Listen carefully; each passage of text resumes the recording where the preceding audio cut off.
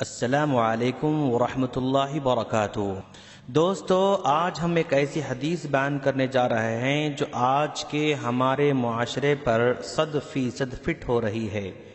آئیے ہم ذرا دیکھیں کہ حضرت ابو ہریرہ رضی اللہ تعالی عنہ فرماتے ہیں کہ نبی کریم صلی اللہ علیہ وسلم نے فرمایا، لوگوں پر ایک زمانہ ایسا ضرور آئے گا کہ آدمی کو اس کی پرواہ نہیں رہے گی کہ وہ مال کہاں سے لے رہا ہے، یا حلال ذریعے سے لے رہا ہے یا حرام ذریعے سے لے رہا ہے۔ حوالہ صحیح بخاری۔ دوستو، مال یقیناً انسانی زندگی کے لیے ریڑھ کی ہڈی کی حیثیت رکھتا ہے۔ انسان کی معاشیات اور معاشرت کے سارے امور اور اس سارے کے سارے معاملے اسی مال کے مرہون منت ہیں۔ مال ہی سے اپنی عزت کی حفاظت کرتا ہے۔ جس کے پاس مال نہیں ہے اس کی زندگی مشکل بلکہ مشکل ترین ہو جاتی ہے۔ اسی لیے اسلام نے مال کمانے پر ابھارا بھی ہے۔ پیارے نبی صلی اللہ علیہ وسلم نے فرمایا، کسی شخص نے اپنے ہاتھ کی کمائی سے بہتر کبھی کوئی چیز نہیں کھایا۔ یہ بخاری کی روایت ہے۔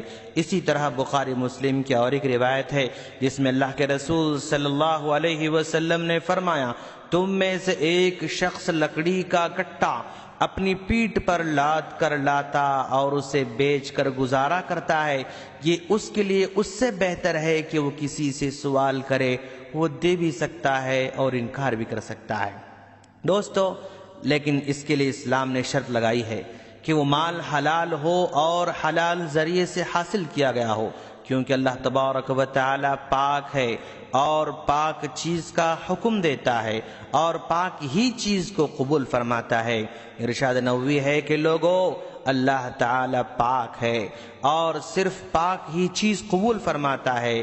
اور یاد رکھو، اللہ تبارک و تعالی نے مومنوں کو بھی اسی کا حکم دیا ہے جس کا حکم اپنے رسولوں کو بھی دے رکھا ہے۔ اللہ کا فرمان ہے، یا ایھا الرسل کلوا من الطیبات واعملوا صالحا۔ یہ سورہ مومنون کی آیت نمبر 51 ہے، جس میں اللہ تعالیٰ فرماتا ہے کہ اے رسولو، حلال اور پاکیزہ چیزیں کھاؤ اور نیک عمل کرو۔ نیز مومنوں کو حکم دیتے ہوئے فرمایا، یا ایھا الذین آمنوا کلوا من طیبات ما رزقناکم۔ یہ سورہ بقرہ آیت نمبر 172 ہے۔ اے ایمان والو، جو پاکیزہ چیزیں ہم نے تمہیں دے رکھی ہیں انہی کو کھاؤ اور پیو۔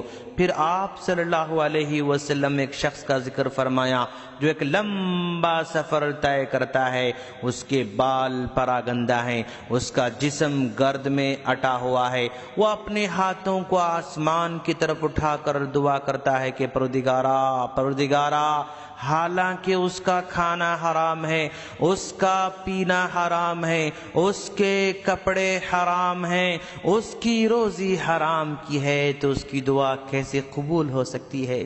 کہ مسلم کی روایت ہے۔ دوستو، بدقسمتی سے شیطان کے ورغلانے کی وجہ سے طیب اور حلال ذرائع کو چھوڑ کر انسان نے متعدد حرام اور ناجائز ذرائع اختیار کر رکھے ہیں۔ آج ان کے درمیان حرام کمائی کے نت نئے ذرائع ظاہر ہو رہے ہیں، اور وہ ذرائع اس قدر عام ہو چکے ہیں کہ اپنے دین و ایمان پر حریص مسلمان کے لیے ان سے چھٹکارا حاصل کرنا مشکل ہوتے جا رہا ہے۔ جیسے سود ہے، رشوت ہے، جوا ہے، جھوٹ بول کر سودا بیچنا ہے، سامان کے عیب کو چھپانا ہے، امانت داری سے ڈیوٹی انجام نہ دینا ہے، مزدور کا حق مارنا ہے۔ اسی طرح سینکڑوں غیر شرعی اور حرام ذرائع مسلمانوں میں عام ہوتے جا رہے ہیں۔ صورتحال یہاں تک پہنچی ہے کہ عام لوگوں کے نزدیک حرام اور حلال کی تمیز مکمل ختم ہوتی ہوئی نظر آ رہی ہے۔ لوگوں کا مذہب یہ ہو گیا ہے کہ ہمارے جیب میں مال آنا چاہیے، ہماری تجارت چلنی چاہیے، ہمیں مزدوری پوری ملنی چاہیے، خواہ اس کے لیے کچھ بھی کرنا پڑے۔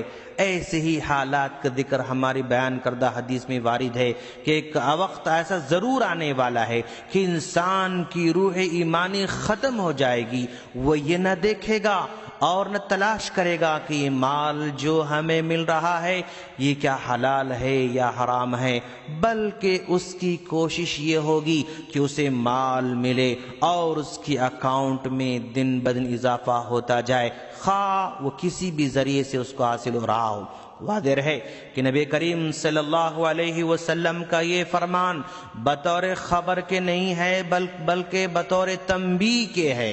قیامت سے پہلے ایسا ضرور ہوگا، البتہ ایک مسلمان کو چاہیے کہ اس سے ضرور پرہیز کرے، اس سے بچتا رہے اور اپنے پاس آنے والے روپیے، پیسے اور کھانے پینے کی چیزوں کے بارے میں سوچے اور تحقیق کرے، کیونکہ اللہ تبارک و تعالی نے حلال کمائی کے اتنے ذریعے بنا رکھا ہے کہ جو انسان کو حرام ذرائع سے بے نیاز کرتے ہیں، لیکن مسلمانوں کو ذرا سے سمجھنے کی ضرورت ہے۔